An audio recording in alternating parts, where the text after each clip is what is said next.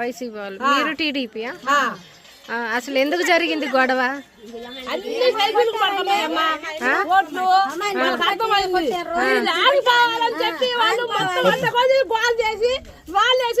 పొద్దు నుంచి ప్రశాంతంగా జరిగిందా?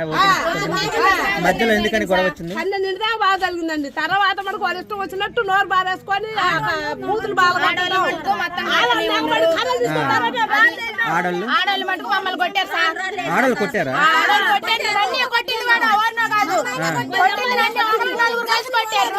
మేము అనుకునే వాళ్ళం కాదు. ఇప్పుడు కాదు, ఇంకా గెలిచినాక గెలవపోయినా కానీ వాళ్ళంటూ మేమంటూ తేలాలి మాట్లాడకైనా వాళ్ళు